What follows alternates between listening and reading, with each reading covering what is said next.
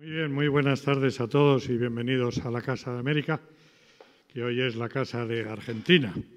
Esta casa tiene como misión hablar de América, pero sobre todo escuchar a América, y hoy tenemos la suerte de contar con Darío, no quiero pronunciar su apellido que lo voy a masacrar, que lo es todo, filósofo, ensayista, docente, presentador de televisión, es profesor en la Universidad de Buenos Aires, en el Colegio Pestazzoli, ha dado clases en la Universidad Flaxo, durante muchos años ha sido un docente destacado en la comunidad judía argentina, también ha destacado como gestor cultural, tiene un programa de televisión, de radio, teatro y publicaciones, empezando por su libro ¿Por qué sirve la filosofía?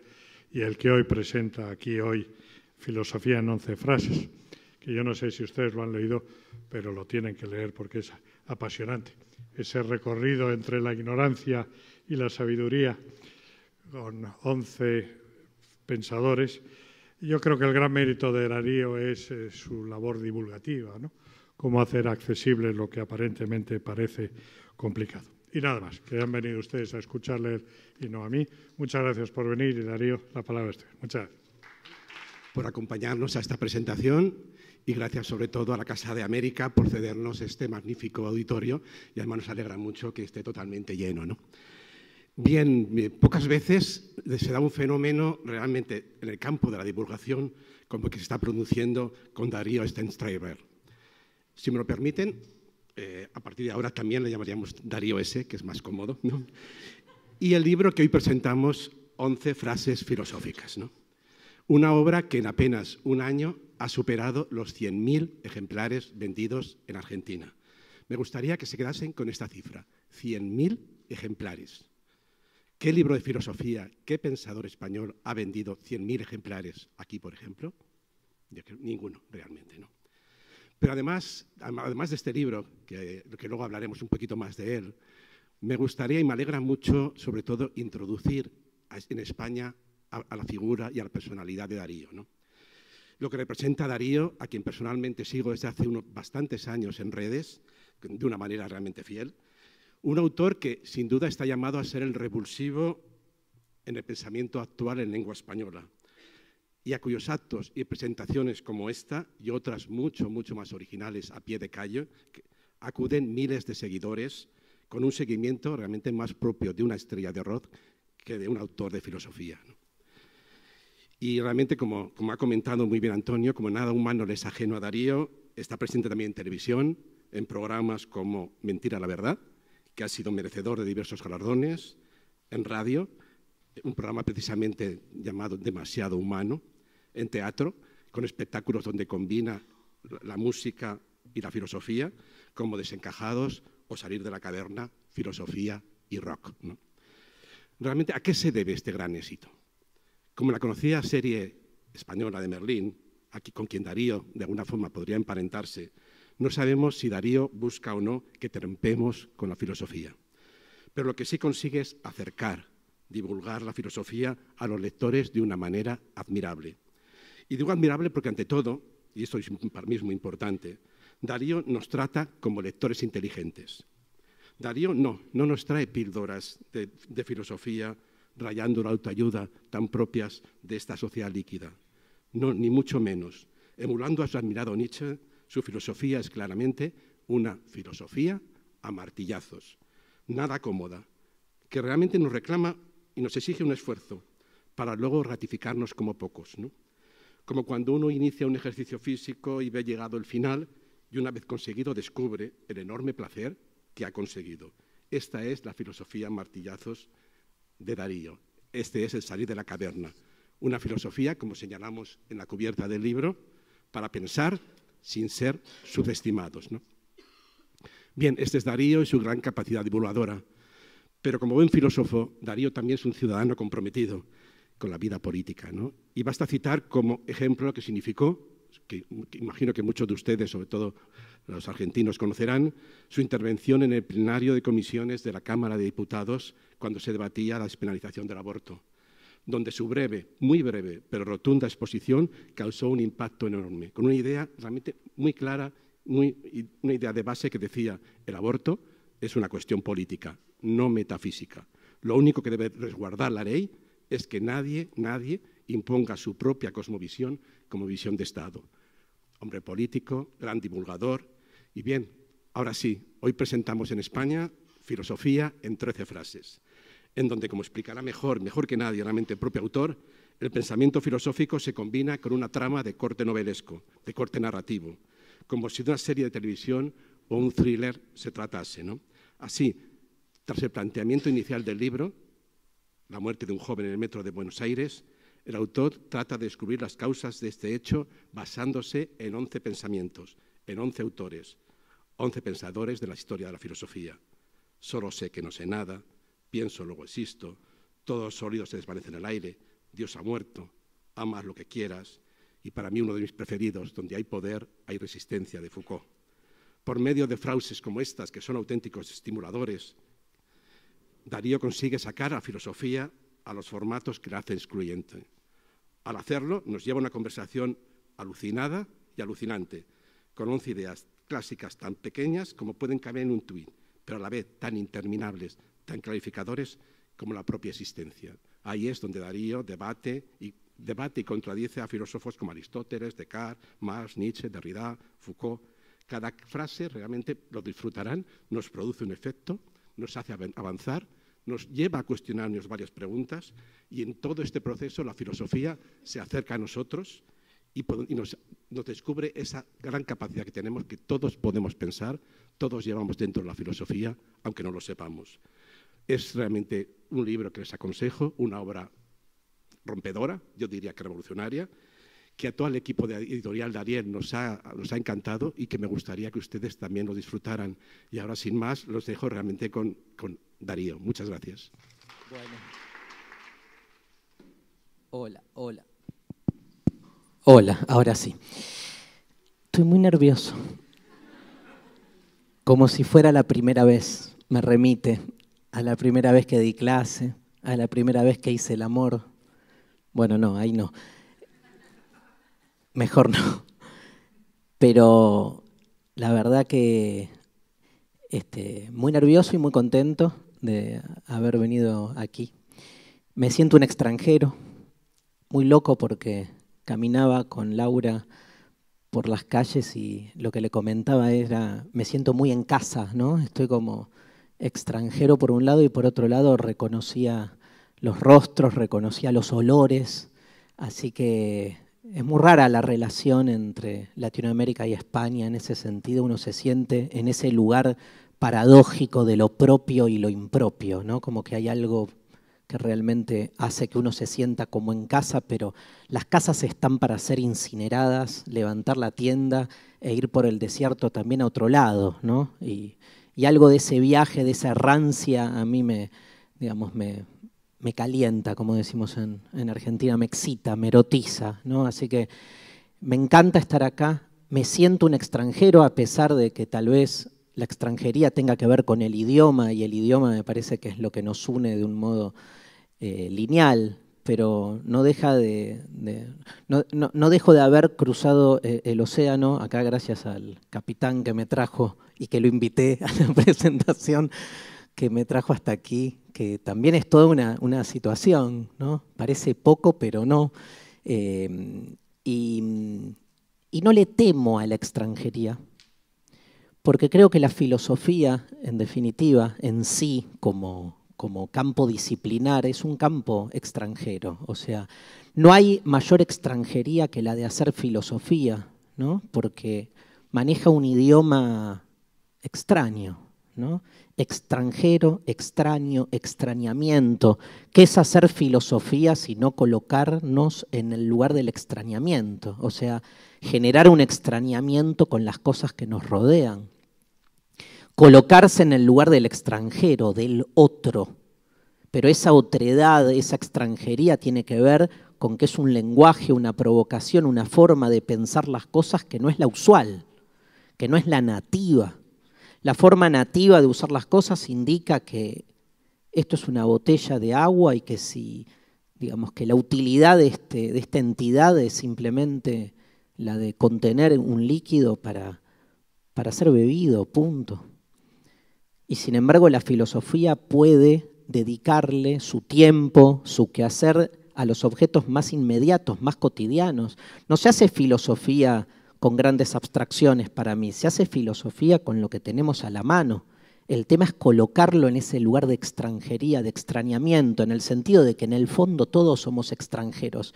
Si queremos dar ese paso, ¿no? Ese viraje, digo, una botella, la estoy tomando con mis manos, las manos sienten el peso, que haya botella, que haya cosas, que haya formas, colores, sensaciones, texturas, todo es algo que permanentemente está en nuestra presencia y genera una utilidad y un buen funcionamiento, y al mismo tiempo todo puede ser distendido, dislocado. Una botella. O sea, Dios creó el mundo para que el mundo llegue a conformar una botella. Qué pobre, ¿no? El plan divino. O no, o qué sofisticado, o qué raro, o qué extraño. Una botella, un micrófono, ustedes me oyen, un sonido. ¿Qué es lo que podemos poner en cuestión si hacemos filosofía? Todo. Todo. Por eso la filosofía no es para especialistas. Es para especialistas la carrera formal e institucional de la filosofía o el juego epistolar entre los filósofos, que es genial. Los filósofos escriben entre sí, se contestan y se pelean por sus distintas ideas. Los filósofos, ¿no? Las filósofas recién empiezan a tener lugar ahora. Pero ese juego epistolar, como dice Peter Sloterdijk, ¿no? Que la filosofía no es más que eso, que cartas que se escriben los filósofos para ver quién de todos la tiene más larga, ¿no? Para usar una metáfora, no metáfora, ¿no? Y en definitiva, olvidamos que las preguntas existenciales están a la mano. Están a la mano, pero no le damos lugar. Porque cuando nos colocamos en ese lugar, nos volvemos extranjeros. Y la extranjería tiene que ver con que esa forma de preguntar no es una forma de preguntar que sume. No es económica, no es productiva. Imagínense que yo podría estar, acá, mi amigo Carlos Clear, que está viviendo unos meses acá, que también hace filosofía, podríamos tomar la botella esta y dar un seminario, ¿no, Carlos? De 2 cuatrimestres, fenomenología de la botella. Y no paramos y pasamos, y ¿qué diría Santo Tomás de la botella? ¿Qué diría Marx? ¿No? Marx estaría viendo aquí a todos los obreros, explotados, que en su vida no pueden estar tomando agua y seguramente no podrían comprar esta botella, ¿no? Y sin embargo están aquí. O sea, uno podría hacer muchas cosas, pero todo eso, ¿sí? Depende del lugar en el que uno se coloque para hacerlo. Podríamos estar un cuatrimestre, pero también podríamos tomar el agua y punto. Y se acabó la filosofía, ¿no? Se acabó en el momento en que uno abre la botella, toma el agua, la bebe y chao. Aquí no hay filosofía, aquí se ejecutó un acto. Ahora, en el mismo momento que yo estaba bebiendo la botella, pude escindir la botella. Lo dejo para mi vuelta a Buenos Aires y mi sesión de análisis. Beber la botella y no beber el agua, con todo lo fálico que eso implica, pero no importa. La escisión hizo que en el momento en que estaba sintiendo el agua, otro Darío estaba diciendo ¿qué de boludeces estoy diciendo mientras estoy tomando el agua? Y otro estaba diciendo, no, pero está bien que digas eso. Y de repente habían 3 Daríos en pugna entre sí. Les cuento, para el que no leyó el libro está atravesado por esos 3 Daríos. Todo el libro está salpicado por un diálogo de 3, donde se están peleando 3, que cada uno tiende a llevar la discusión de cada frase para algún otro lado. Cuando a Nietzsche le preguntaron quién era él dijo, ¿quién soy yo? Un campo de batalla. Porque aquí adentro habitan muchos, muchos diríamos, muchos habitan y en conflicto permanente, están en guerra. Siempre hay uno que monopoliza, ¿no? Y se convierte en el buen Darío, o sea, el Darío correcto, que hay que ver cuál es, pero que por lo menos se precia de eso. Pero al mismo tiempo estamos en todo, estamos al mismo tiempo el Darío productivo que tiene sed y tomó agua, el otro Darío que toma la botella como inicio de un seminario sobre la fenomenología del agua, y un tercer Darío que se quiere ir en este momento a tomar una cerveza. Y todos conviven, y hay más. Y eso nos pasa. Probablemente alguno de ustedes está escuchando todas estas pavadas y está diciendo, creo que me equivoqué. Podría ir ya preparándome para el partido Barcelona-Liverpool, que es lo único que nos importa el día de hoy. Bueno, ese es el juego que propone la filosofía. Pero es un juego que, aunque yo lo presente un poco lúdico, es medio molesto. Porque el sentido común en el que vivimos lo visualiza como perturbador y entonces lo coloca en ese lugar de lo lúdico. Ah, qué simpáticos los que hacen filosofía. Parecen niños. Se preguntan por el porqué del porqué del porqué. Qué pavada, pero qué interesante. Y en general a la filosofía se la saca de encima el sentido común. Y cuando se vuelve realmente molesta, y bueno, tenemos en el libro y tenemos la mención a la extranjería al primer filósofo que fue, digamos, sentenciado a muerte. ¿Sí? En realidad la muerte la elige él, pero que es sentenciado por hacer filosofía, que es Sócrates. Que, oh casualidad, en el juicio se presenta diciendo, me siento un extranjero, aquí en Atenas, que Atenas me dio mi identidad, lo que soy, mi profesión, pero siento que estoy hablando un idioma incomprensible porque las preguntas de la filosofía son preguntas que se vuelven incomprensibles para una sociedad de la productividad que no permite que alguien se pregunte por la botella y no beba, porque ahí tienen la clave. Claro, no beber en este momento un poco de agua no molesta a nadie. Ahora, si la pregunta que interrumpe es la pregunta por la propiedad, por el trabajo, por la libertad y bueno, por los cuerpos, por la mujer, por la identidad, puede generar un cimbronazo. Nuestra sociedad, digamos, no es que no cultiva el pensamiento, pero cultiva un pensamiento en otra dirección. Como dice Foucault, el poder solo está buscando dos cosas, cuerpos económicamente rentables y políticamente dóciles. Cualquier anomalía que se corra de ahí interrumpe, genera tiempos muertos. ¿Vieron que para cualquier empresa tiempos muertos es tipo el horror?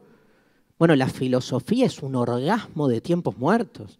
Es la reivindicación absoluta desde el placer que busca justamente eso, nos regodeamos en el tiempo muerto. Nos regodeamos en el tiempo muerto, pero también bebemos, o sacamos un libro, o llegamos a tiempo.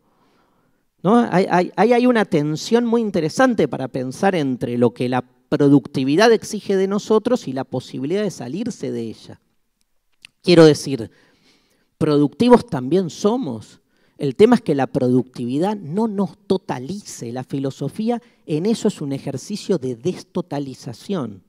Muestra lo fragmentario que somos y la posibilidad desde la filosofía de plantear formas diferentes de relacionarnos con las cosas, con el sentido y con el pensamiento. Me siento también un extranjero, no solo por estar en Madrid, sino poniendo también en cuestión la idea de si hay una filosofía nacional. Claro, los que hacemos, ahora voy a hablar de esto, pero los que hacemos deconstrucción, se imaginan que todas esas categorías así como omniabarcantes se nos empiezan como a resquebrajar.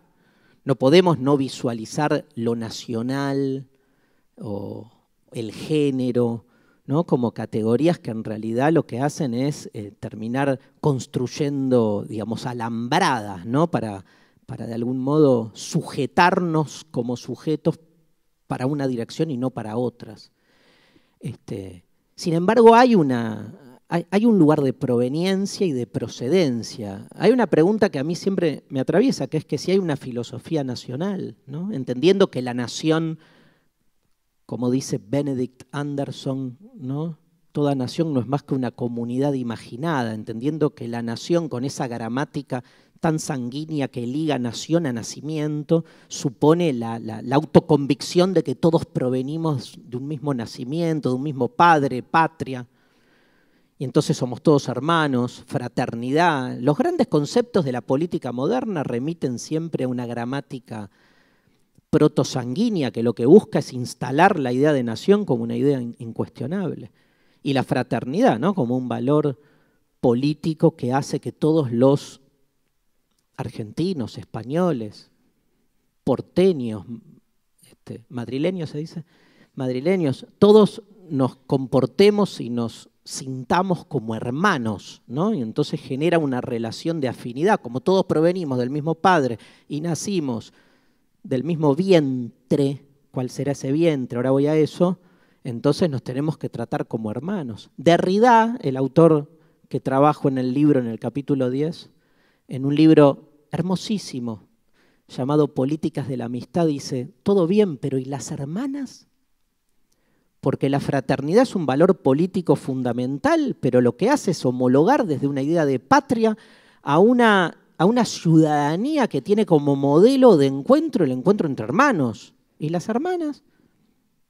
En latín, hermana, saben, se dice sor, de ahí viene el concepto de sororidad, que es el anverso de la fraternidad, y que es el que muestra y deconstruye y denuncia todo el tiempo cómo la patria siempre funciona a través de exclusiones. Y eso, ahí está la filosofía. ¿Cómo no va a estar la filosofía rompiendo las pelotas ahí? O sea, poniendo un poco de, digamos, perturbando, interrumpiendo una lógica que se reproduce a sí misma desde la normalidad. ¿Hay una filosofía nacional? Qué buena pregunta, ¿no? ¿Hay una filosofía argentina? Evidentemente hay estereotipos, ¿no? Hay asociaciones, uno dice filosofía inglesa y es empirismo. Ahora, no significa que no haya un metafísico en Inglaterra, pero bueno, nadie lo conoce, ¿no? Es como que está muy homologado, es como, claro, es eso, ¿no? Está muy homologada una filosofía a un determinado tipo de producción, como el pragmatismo norteamericano. Eso sucede mucho y en Latinoamérica hay todo un tema con la diferencia latinoamericana a la hora de hacer filosofía. Hay un autor que yo sigo mucho, que se llama Roberto Espósito, que es un autor italiano, que edita Amorortu, la editorial Amorortu, que es que tiene un libro que se llama Pensamiento Viviente, donde plantea justamente la necesidad de pensar la filosofía entre lo universal y lo territorial, ¿no? Evidentemente hay lecturas propias que tienen que ver con la diferencia específica de dónde provenimos, pero los temas de la filosofía son universales. El tema es esa conexión, esa tensión entre lo universal y lo propio que en cada lugar se da de un modo distinto. Entonces, siempre seremos extranjeros cuando hacemos filosofía, porque siempre vamos a estar en esa situación desencajada, nunca vamos a cuajar en lo que se espera que uno diga, ¿no? Y al mismo tiempo vamos a ser como muy defensores de lo propio, sobre todo en instancias de peligro. Siempre me acuerdo de ese reportaje famoso a Hannah Arendt, cuando Hannah Arendt, digamos, ustedes saben, una filósofa judía cuyo propósito, digamos, máximo fue hacer de lo judío una plataforma a valores cosmopolitas y universales. De hecho, la comunidad judía la llamó judía paria, ¿no? Yo me siento un paria haciendo filosofía, yo me siento un paria haciendo lo que sea, digamos, pero digamos, porque hay una necesidad de distensión. Y entonces alguien le pregunta, bueno, profesora, entonces de judía no le queda nada, lo propio, ¿no? Y ella dice, una respuesta que a mí siempre me atravesó, dice, no, sí, me queda algo, una sola cosa, cuando me atacan como judía, me defiendo como judía. Después vamos por lo universal, ¿no? A mí siempre eso me me atravesó identitariamente, porque, digamos, todas las procedencias identitarias de las que yo me siento parte están cuajadas por eso, políticamente, ¿sí? Ideológicamente. Me considero una persona de izquierda. Ahora, es una izquierda que tiende a lo universal. Ahora, cuando la derecha conservadora y protofascista te ataca, yo me vuelvo marxista-leninista, ¿no? Pero porque sí, digamos, me pasa, bueno, con el peronismo, que es un fenómeno imposible de comprender, pero en la Argentina me pasa eso, soy peronista. Ya ser peronista de izquierda es una locura absoluta, pero me pasa lo mismo, ¿no? Y en el fútbol, ni hablar, en lugares como por ahí más, bueno, no sé, en la música, ¿no? Pero hay una diferencia, yo creo que eso se ve mucho en cómo, digamos, las identidades se forjan más en instancias de peligro, pero porque uno ahí, yo creo que esto quiero decir, hay una diferencia que tiene que ver cuando uno propone a cuando uno recibe. Es distinto ahí, ¿no? Cuando uno tiene el poder, digo, yo creo que, digamos, en instancia de debilidad uno se vuelve como más apropiado de lo propio, pero en instancia ya no de debilidad, sino del ejercicio de algún poder. Yo creo que si tenés poder, tenés que desapropiarte de ese poder o por lo menos ser un poco humilde, yo qué sé. Hospitalario, si quieren. O sea, tengo el poder, bueno, me retiro desde el poder para que el otro sea, para que el otro emerja. Entonces, teniendo el poder, uno se despotencia. Ahora, cuando no tenés el poder, entonces sí te volvés como más defensor de lo propio, porque es una manera también de no dejar que el otro te colonice en algún punto. Todas paradojas. Lo mismo pasa con el tiempo. Pensaba eso, ¿no? A nivel de, de la relación de la filosofía con su tiempo, ¿no? Es una típica pregunta que siempre me hacen, que es, ¿cómo trata la filosofía los temas contemporáneos? ¿No? La relación de la filosofía con lo contemporáneo, ¿no? Homologándola con la ciencia, como que, bueno, si vos querés entender un fenómeno físico, no te vas a leer la teoría de los 4 elementos de Aristóteles, porque no los vas a entender, o sí los vas a entender, pero el ascensor se va a caer probablemente si, ¿no? Si construís el ascensor pensando en que las cosas siguen su lugar natural y todas esas cuestiones que uno dice, ¿quién puede creer eso en la física? Bueno, lamento decirles que hay universidades ultra ortodoxas de la religión que quieran que siguen enseñando una metafísica cosmológica que no se entiende después cómo funciona un avión, ¿no? Muchos de los cuales después se suben a un avión sin ningún problema, mientras enseñan un tomismo exacerbado que si uno se lo tomara en serio, digamos, no iría a un hospital o no se subiría a un ascensor. Pero hay una relación rara con los tiempos que diferencia la ciencia con la filosofía, ¿no? Yo en ningún otro lugar encontré un sosiego a mis frustraciones amorosas que en El banquete de Platón. Y es un libro escrito hace 2500 años. Y todos los libros sobre cómo enamorarte y no morir en el intento, digamos, la verdad que no. O sea, morí en el intento. En el banquete de Platón morís igual, pero tipo con onda. Es como contento, con poesía, que es otra forma de... ¿Por qué el banquete de Platón nos habla del amor?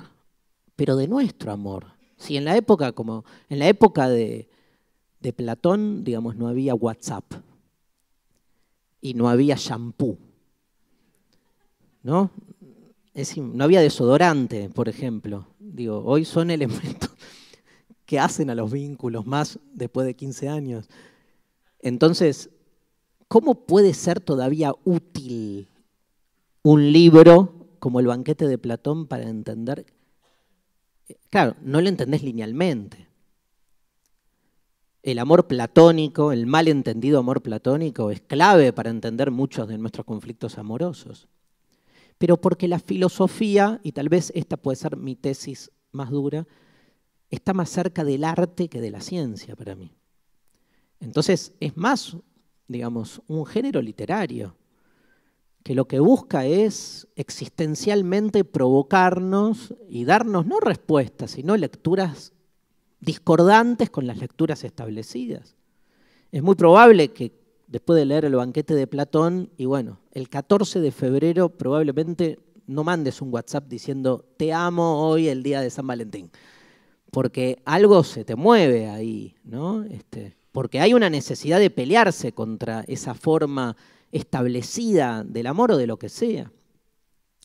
Dice Nietzsche que toda filosofía no puede ser sino extemporánea, que pongámoslo en tensión con lo contemporáneo. Es más, lo contemporáneo, dice Nietzsche, es intempestivo.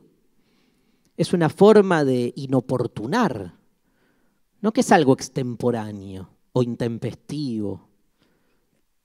Creo que la traducción acá de alianza es inactual, ¿no? Consideraciones inactuales, dice, que también es un sinónimo para el uso que le da Nietzsche, extemporáneo, inactual. Tiene una relación rara con el tiempo. Algo extemporáneo es algo que inoportuna. Y la filosofía es eso, digamos. Es extemporánea no solo porque atraviesa el tiempo de un modo distinto, sino porque también en ese atravesar el tiempo genera perturbación. Por eso uno puede ir a un libro como El banquete, puede leer a Hobbes. O sea, ¿cómo puede ser que no sigue siendo el modo para mí más cercano de comprender prima facie, no tal vez en todo su desarrollo, pero de entender, digamos, la lógica del capitalismo? Un libro como El Leviatán, que uno dice, pasaron 500 años. Bueno, Maquiavelo, ni hablar. Ni hablar de los libros de Maquiavelo que uno lee, ¿no? Esas frases tipo, el príncipe no solo tiene que ser un buen líder, sino también parecerlo, decía. Uno dice, wow, o sea, parece un libro de management. Y de hecho lo leen en los management copados, si vale el término, digamos, están abiertos a este tipo de lectura. ¿Por qué? Porque la filosofía va ahí a las fronteras, entonces analiza la coyuntura de manera extemporánea. Agamben, en un opúsculo que se llama ¿Qué es lo contemporáneo?, dice que, digamos, pensemos lo contemporáneo como lo que es puesto a la luz. La actualidad, trasladémosla a una metáfora así como de luminaria, ¿no? Aquello que es puesto a la luz es aquello que es lo actual, lo que está en la agenda, lo que se discute en los medios. Ahora, cuando algo se ilumina, algo se deja oscuro. Tarea del pensamiento crítico, ver ese margen, ese borde.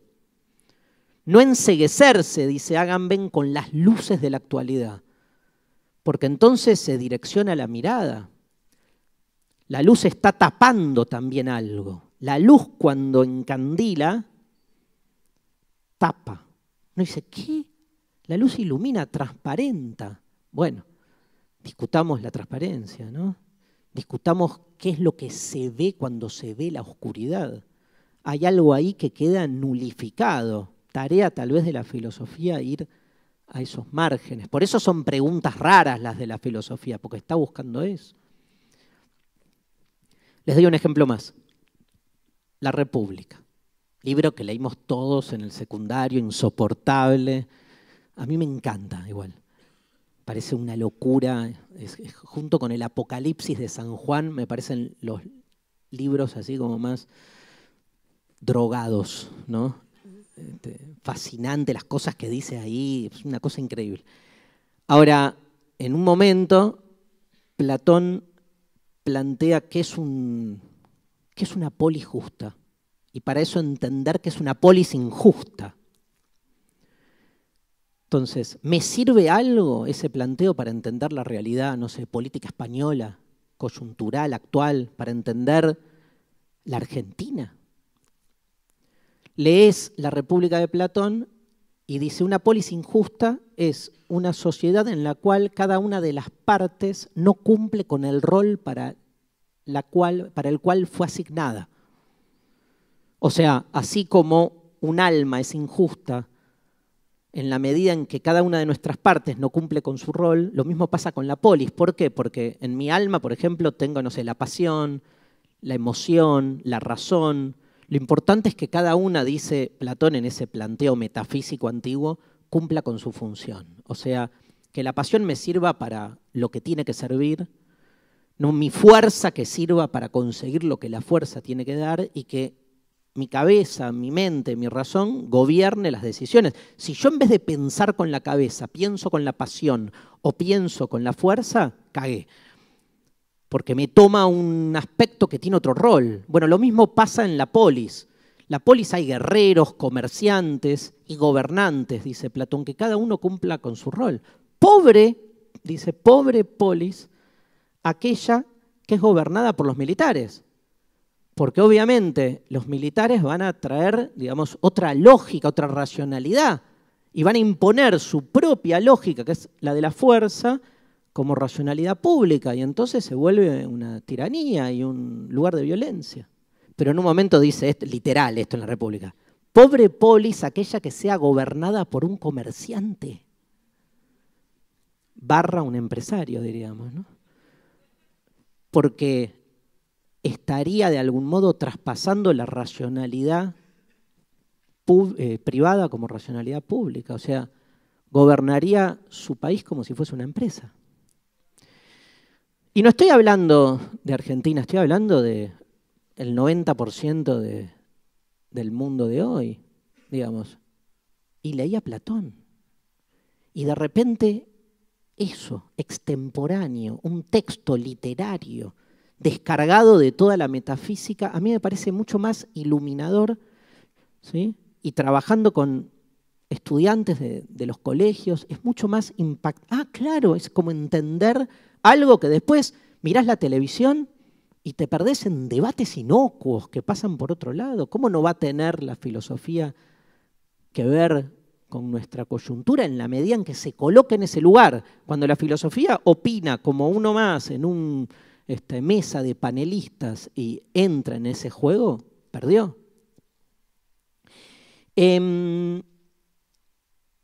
A mí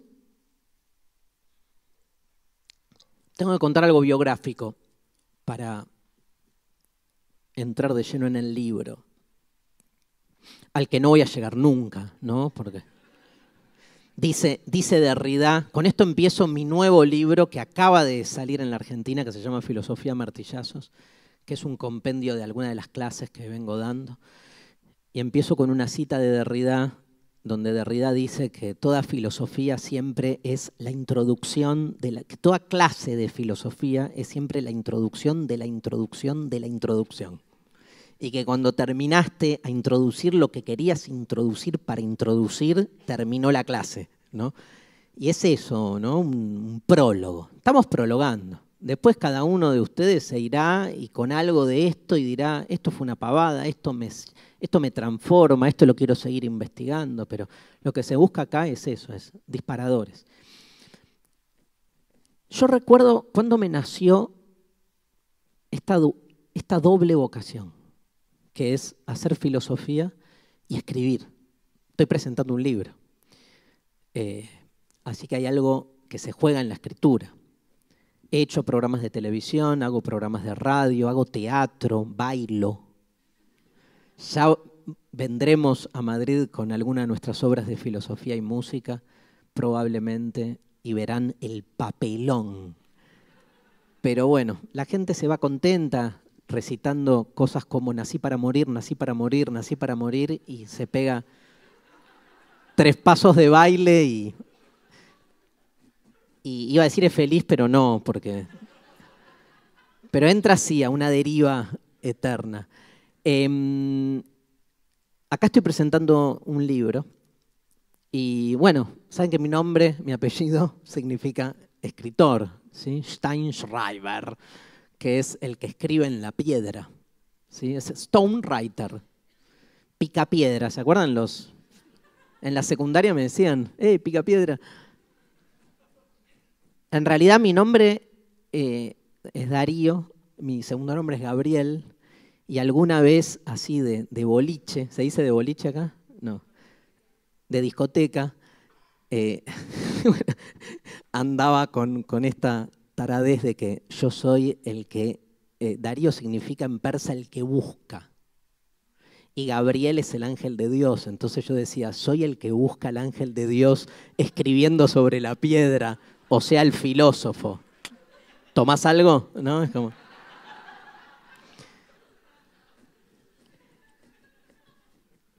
Nunca conseguí nada igual. Me quedaba en el regodeo masturbatorio de las... de esa elaboración de las palabras, ¿no? Pero tengo por ahí algún vestigio de que me preguntaban cuando tenía 7, 8 años, ¿qué querés ser cuando sea grande? Y haber dicho escritor. O sea, escribo desde que me acuerdo. Y amo la escritura. De todas las plataformas en las que estoy, no me cabe duda que la escritura es la que más me representa, la que más me expresa, la que más me traduce. Me acuerdo de haber escrito un montón de pavadas de chico, que por suerte así en un acto de supervivencia las guardé, y cada tanto así en situaciones límites las leo para ponerme peor, ¿no? Y veo ahí, tenía 10 años cuando escribí un cuento que se llamaba El Incrédulo. Lo podemos publicar por Editorial Ariel. Vamos a tener 0 venta, porque aparte es un texto inconcluso que tenía 8 páginas, pero porque había escuchado la palabra incrédulo y me parecía como linda. Y nunca entendí qué significaba. Entonces le pregunté a alguien, ¿qué es incrédulo? El que no cree. Y escribí un texto a partir de la palabra, y era un niño que iba con su madre al almacén y la madre le compraba cosas y el niño estaba atrás y decía, si Dios existe, que se caiga el jarrón. Se lo juro. Y se caía el jarrón y era como que el chico no quería aceptar que Dios existe, porque era el incrédulo. Y empezaba como a... Y así hice como 10 situaciones y hasta maté a alguien. Eras tipo, si Dios existe, que muera el viejo de no sé qué, y se moría. Cuando cursé la secundaria, vamos de frente al tema, estaba en segundo año, yo tengo 50 años, en segundo año me encontró en justamente el Mundial de Fútbol que transcurría aquí en España. Me acuerdo porque estaba muy asociado en la Argentina 2 sucesos, que era el Mundial de España con Maradona y la Guerra de Malvinas, ¿no? Que para muchos argentinos eran lo mismo, ¿no? Y era, vamos ganando, vamos perdiendo, ¿a qué? ¿A la guerra o al Mundial? Un horror, ¿no? Yo tengo ese recuerdo de un profesor de historia que usaba el mismo significante para las dos cosas. Y estaba ahí, no sabía muy bien nada, hasta que... Ay, tengo como la piel de gallina. ¿Se dice así aquí? Una profesora de literatura, de la que no me acuerdo ni siquiera el nombre, dijo, bueno, a partir de hoy vamos a ver Borges. Borges era un autor que se daba en la dictadura, obvio, no otros. Y me acuerdo de un compañero que se sentaba delante, que tenía un hermano en 5º año, que se dio vuelta y me dijo, Borges, cagamos. Es incomprensible, no se lo entiende nada, vamos a todos a examen. Y esta mujer rubia, no me acuerdo el apellido, abre un libro y lee un cuento breve del Aleph de Borges. Borges, Jorge Luis, no José Luis Borges, como creen algunos que se llama, Jorge Luis, un texto del Aleph que se llama La casa de Asterión. No sé si lo conocen, es un cuento impresionante donde habla el Minotauro. Habla el Minotauro, tiene una página, y el Minotauro en primera persona habla de sí mismo y cuenta su experiencia. Dice que en realidad él es un buscador muy sensible, que vive en un lugar muy raro, que en realidad puede salir cuando quiere, pero se queda ahí adentro porque las veces que sale la gente grita y lo escupe y le huye. Él no entiende qué le pasa si él es una... Es como Gregorio Samsa en La Metamorfosis, ¿no? Un personaje que se ve de repente a sí mismo en un lugar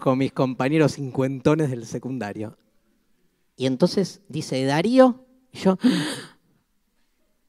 Entonces muestra así mi composición, ¿no? Decía 10. Yo me acuerdo que me dio una vergüenza. Y la profesora me dijo, veo que le gusta escribir. Me decía Darío, porque el apellido, obviamente.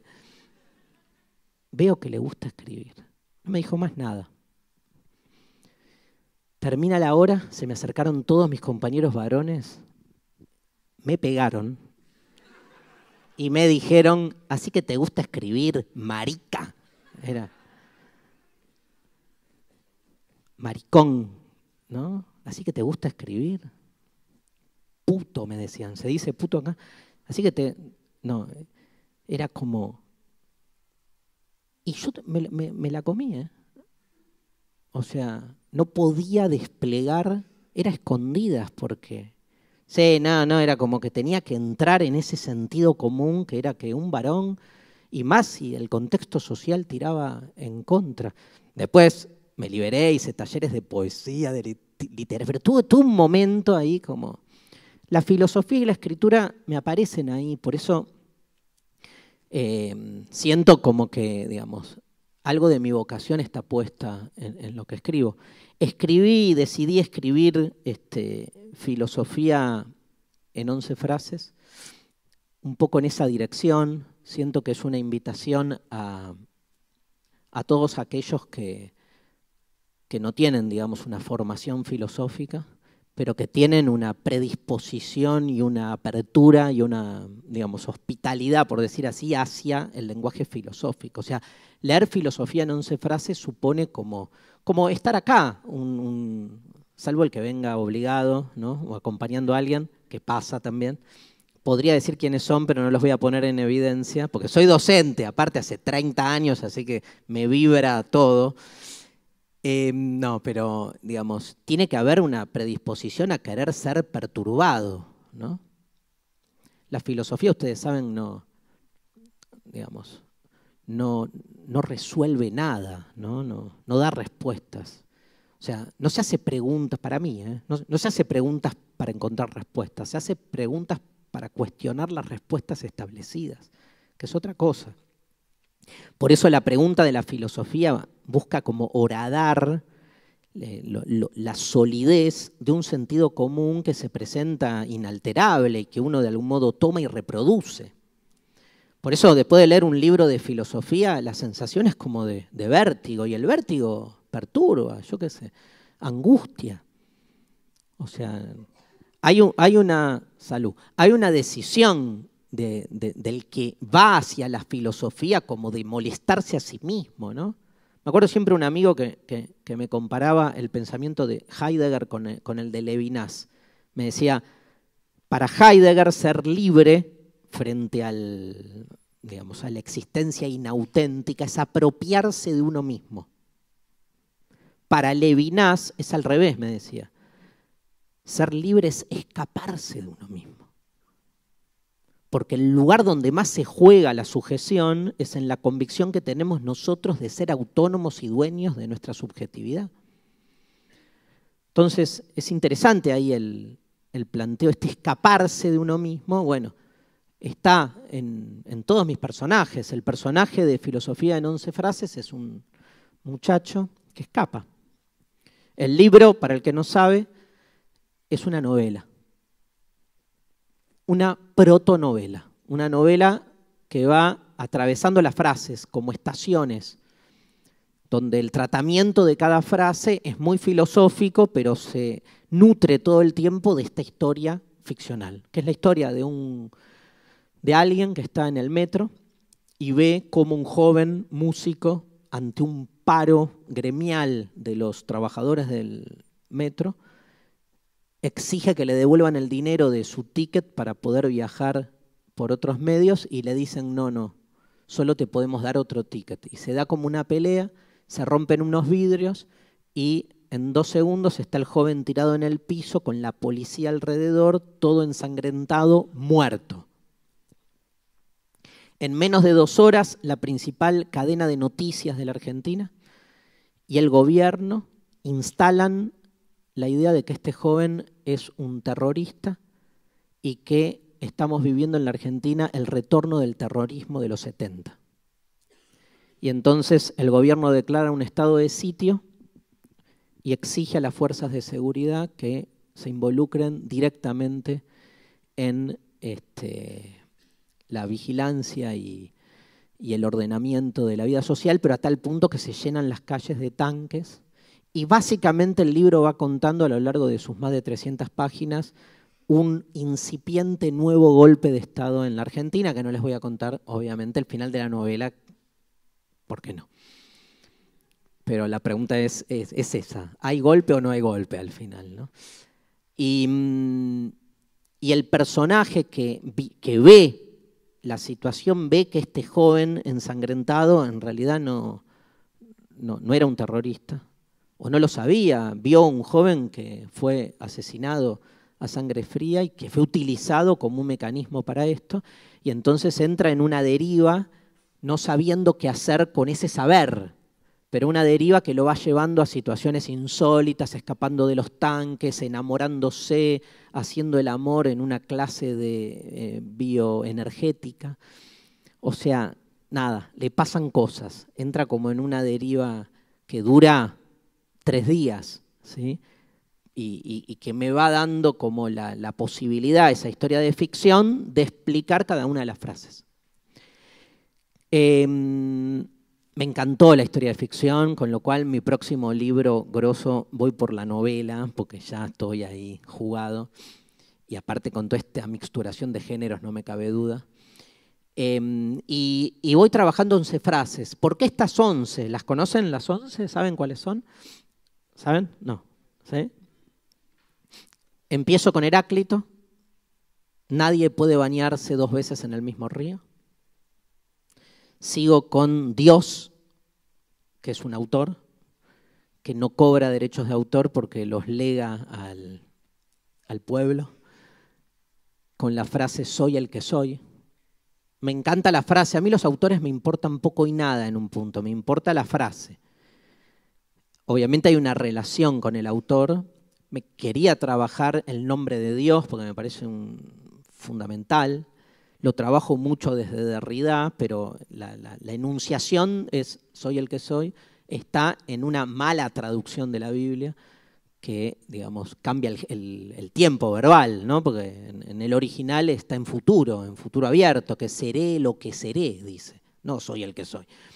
Pero bueno, por algo absolutizamos el presente, todo eso se explica.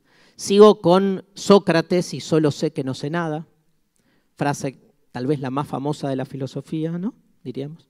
Junto con pienso, luego existo, son las 2 más famosas, y que como ustedes sabrán, y si no les cuento, esa frase no es literal. O sea, no hay libro, primero no hay libro de Sócrates, segundo, no hay libro de Platón, que saben que Platón es el que escribe los libros donde Sócrates es un personaje, y donde aparezca la frase así literal. Está la idea, pero bueno, es muy loco porque esa frase debe haber tenido un creador que en algún momento dijo, bueno, a ver, sinteticemos, resumamos lo que dice acá Sócrates en la Apología, solo sé que no sé nada. Y se fue a tomar un whisky. Ahora, es un creador anónimo, ¿no? ¿Qué onda esa frase? ¿Alguien la inventó? Nunca lo sabremos. Pero alguien le dio esa forma marketinera. Qué fascinante. Después sigo con una frase atribuida a Aristóteles, donde parece que Aristóteles cuentan de él, que fue a dar un curso sobre la amistad y terminó la clase diciéndole a sus alumnos, amigos míos, la amistad no existe, ¿no? Les dijo, oh amigos, no hay amigos, ¿no? Y bueno, la frase me da el puntapié para hablar sobre la amistad y nuestra relación con el otro. Luego la frase que más me gusta a mí del texto, que es de un tal Agustín de Hipona, o San Agustín, que dice, ama y haz lo que quieras. Una frase defendida por la ultraortodoxia conservadora católica y por las posturas posmonogámicas más libertarias. Eso da muestras de que una frase es lo que se nos canta que sea, ¿no? La vuelta que uno le puede dar, porque ama y haz lo que quiera, da para cualquier cosa, ¿no? Es como, aparte, ama esto, así que interpreta lo que quieras, hasta uno lo puede pensar así. La otra es El hombre es el lobo del hombre, que Thomas Hobbes utiliza en un texto para explicar el estado de naturaleza. Después, Pienso, luego existo, que sí es literal, de Descartes. Luego, todo lo sólido se desvanece en el aire, frase que Marx y Engels enuncian en el Manifiesto Comunista, ¿no? Todo lo sagrado se profana, todo lo sólido se desvanece en el aire, para explicar la experiencia de la modernidad. Y de alguna manera también un Marx que quiere terminar de entender por dónde pasa esto del capitalismo, ¿no? Como algo tan claro, ¿no? Digo, el Marx escritor es mucho más ambiguo y mucho más, digamos, confuso que los marxistas, que después lo depuran al propio Marx y tienen las cosas más claras, ¿no? O por lo menos eso creen. Después, Dios ha muerto, frase de Nietzsche, también literal. Después termino con Nada hay fuera del texto, una frase de Jacques Derrida, de la gramatología, y la de Foucault, Donde hay poder, hay resistencia, de La voluntad de saber, del primer tomo de Historia de la sexualidad. Con lo cual ven que atravieso, digamos, todo el arco histórico de la filosofía occidental, y las frases, obviamente, lo primero que hace alguien que hace filosofía como yo es que cuando vi las 11 frases dije, bueno, ¿cuáles faltan? ¿No? Me agarró como el ataque y dije, ¿por qué no está esta? En realidad yo partí de 70 frases. Tengo las 70 anotadas. Ahora voy a dar un curso en Buenos Aires con otras 12 frases, ¿no? Pero decidí 11 por una cuestión editorial. Y me parecían como muy representativas de lo que quería mostrar. ¿Qué frases quedaron? Eran 12, la que quedó afuera a último momento, que me quedó en algún lado. Acá es una de Walter Benjamin que dice, todo documento de cultura lo es también de la barbarie. Y me quedó afuera. Pero ahora en este nuevo curso estoy con otras frases como el hombre es la medida de todas las cosas, de Protágoras. Una frase adjudicada a Aristóteles, lo que pasa es que no quería duplicar, que Aristóteles... Pero hay muchas frases, con esto les quiero marcar que Aristóteles dice, dicen que dijo, soy amigo de Platón, pero más amigo soy de la verdad. Una gran frase. Una de la Biblia, tal vez la más provocativa, con la que me peleo mucho, que dice, amarás a tu prójimo como a ti mismo. Una locura, también para entender, digamos, algo. Y después me meto, que por ahí dará otro libro con frases más contemporáneas como lo personal es político, una frase digamos, que surge en el marco de toda una discusión feminista, o seamos realistas, pidamos lo imposible, una frase del Mayo francés. Digamos, y cierro con no hay futuro para ti, que es de una canción de los Sex Pistols, que me parece, digamos, un punto de encuentro muy interesante entre la filosofía y el punk, ¿no? Pero, digamos, siempre es como traer la frase y abrirla y ver lo que cada una de estas dice. Todas las frases del libro son frases que o son en sí mismas paradójicas o terminan en una paradoja. O sea, lo convocante es la frase, porque si yo les tiro solo sé que no sé nada, cualquiera de ustedes, aunque no haya leído un pomo de filosofía, puede ya empezar a mover la cabeza. ¿Qué significa solo sé que no sé nada? ¿Que sé o que no sé? Y depende, porque digo que sé que no sé nada, por lo tanto no sé nada, pero no saber nada lo sé. Ahora, ¿cómo sé que no sé nada si no sé nada? Ya está. 30 segundos que en vez de pensar en qué canal pongo o salís de esa lógica por ahí instrumental y te perdés, ¿no?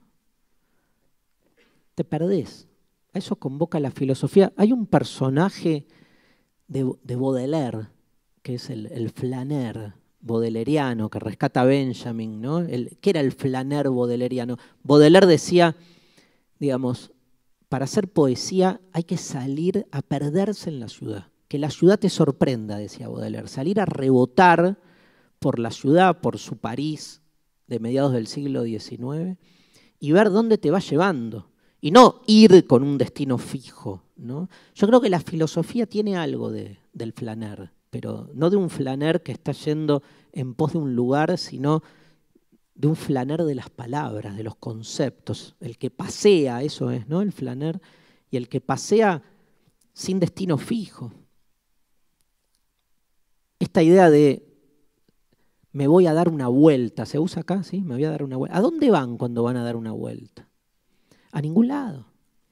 O sea, quieren dejar de ir, ¿no? Salgo a dar una vuelta, decimos mucho, que es como me escapo a la direccionalidad de todo recorrido. Y con la filosofía pasa un poco eso. Las frases van en esa dirección.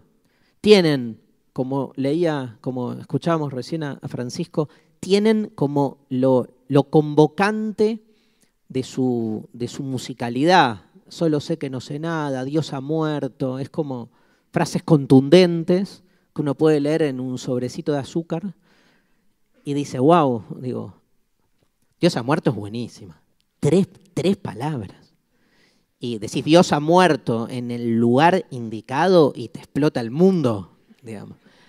Pero aparte hay como temas que todavía, ¿no? Las palabras generan como una especie de respeto, no sé. Es una locura, ¿no? Como con la muerte pasa mucho eso. Yo trabajo mucho el tema de la muerte. Y en general, digamos, cuando hablo y hago filosofía sobre la muerte, siempre pinta alguno que te dice, shh. Me dice, shh, ¿qué? Digo, no la llames. Pero decís, bueno, todos nos vamos a morir. Shh. No, porque entonces, ¿qué? ¿Te da miedo de, no sé, de morirte ahora, ¿no? Heidegger, en el Ser y el Tiempo. El que tenga medio miedo a la muerte no escuche esto. Digamos, o sea, todos. Pero Heidegger dice como que la muerte, entre muchas características, hay una increíble que es que la muerte es inminente, dice. O sea, que eso es lo que nos cuesta. La muerte pende entre dos cuestiones temporales. Por un lado, creemos que siempre falta mucho y al mismo tiempo es inminente. O sea, si yo les preguntara a cualquiera de ustedes, piensen 2 segundos, ¿cuánto tiempo falta para que se mueran? Montón. Un montón. Segundos no, un montón. Porque uno cuando lo piensa, pues le preguntás a alguien de 30, ¿sí? ¿Cuánto falta para morirse? Un montón. ¿Alguien de 40? Bastante. Pero 50 decís, falta mucho. Yo me pienso, o sea, hasta que haces la cuenta. Yo hice la cuenta de cuántos mundiales de fútbol más o menos voy a ver de acá y me dio 6. Que es como, campeones de nuevo, no.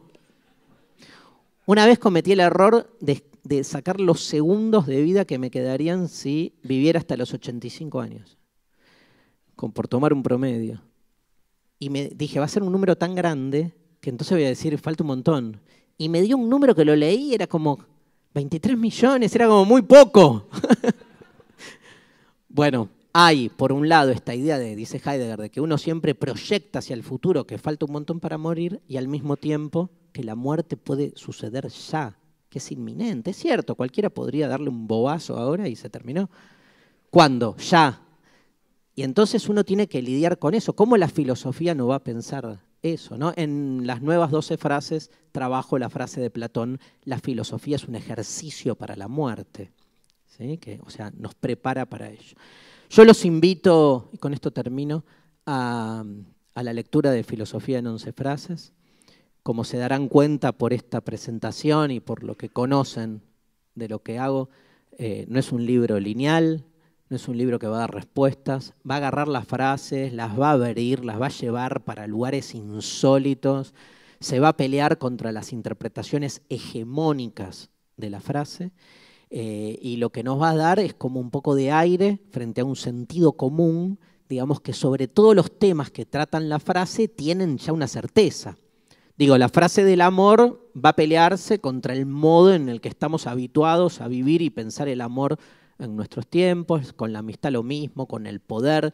O sea, lo que busca el libro es lo que busca la filosofía, generar, como diría Nietzsche, un martillazo permanente para que las formas instituidas del poder, no sé si se resquebrajen definitivamente, pero por lo menos se muevan un poco. Muchísimas gracias por venir, gracias a todos, gracias a la editorial, Francisco, Laura, a la Casa de América por el espacio. Muchas gracias.